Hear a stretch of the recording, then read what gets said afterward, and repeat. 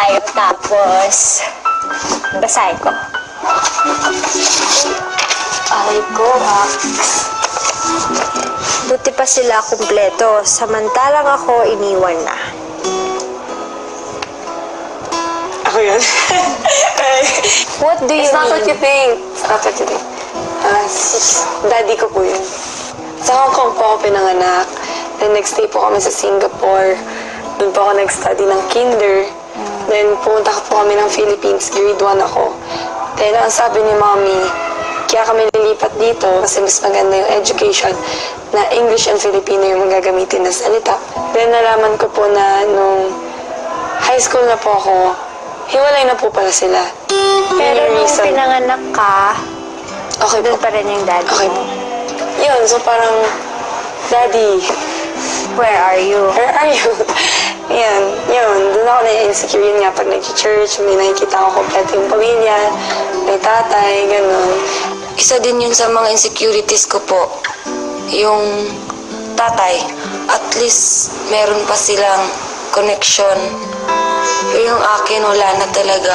Medyo nakarelate ako sa'yo. Kasi, well, I grew up without a dad talaga. Yung mom and dad ko, nag-separate na sila bago pa ako panganak. Ikaw, maswerte ka pa na nakilala mo yung daddy mo. Maswerte ka na yung nanay mo is still there for you. It shouldn't be an insecurity to you kasi your mom is both your dad and your mom. Sabi niya, wow, poetic.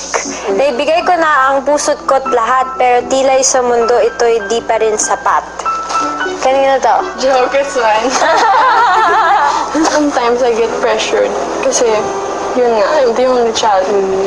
So, I give my best in everything that I do. So, when I was in high school, parang top talaga ako lagi. Pero when I came to college, everyone is just as smart or smarter. I get you. Kasi nga pag isa ka lang, lahat ng attention nasa'yo. You have to take it easy on yourself. Mikot yung mundo. So, once you're on top, mawawala din. Pero kaya namang bumalik. Ikaw naman. Number 1. Minsan, kailangang magtira ka para sa sarili mo dahil para sa bandang huli, hindi ka nasasaktan ng bonggang-bongga. Ate Maymay na. Number 2, hindi kailangang maging perpekto o magandang katawan para mapansin ka. Pinayuhan mo sarili mo? Explain mo kung bakit mo pinayuhan yung sarili mo. Ako po kasi Explain mo. nag-experience na po ako ng relationship po. Talaga? Opo, serious ako. Serious din siya, kaso nagbago siya. Nawala po na. Paano nagbago? Dahil sa side niya po na ayaw sa amin. Yung parang, Kasi nga pag nagbigay ka ng buong-buo na pagmamahal, it takes time bago mo makalimutan talaga yung tao. di ba pareha sa'yo ni ano ni... Yun na yun. Huwag mo na ituloy. Balikan mo kung paano kayo naghiwalay. Tapos kung makikita mo na hindi naman ikaw yung may kasalanan, hindi naman dahil sa'yo kung bakit kayo naghiwalay, marirealize mo din na you deserve better. Maliban sa pag-ibig, si Maymay may maliit din problemang hinaharap. O yung number 2, explain mo. Sabi mo hindi kailangan maging perfecto, magandang katawan. Kasi wala akong boobs, ma'am. Ang ganda naman at iba-iba yan eh. Merong maganda yung mukha, tapos merong namang maganda yung katawan, sexy, tapos meron namang ma-appeal kasi dahil sa personality nila.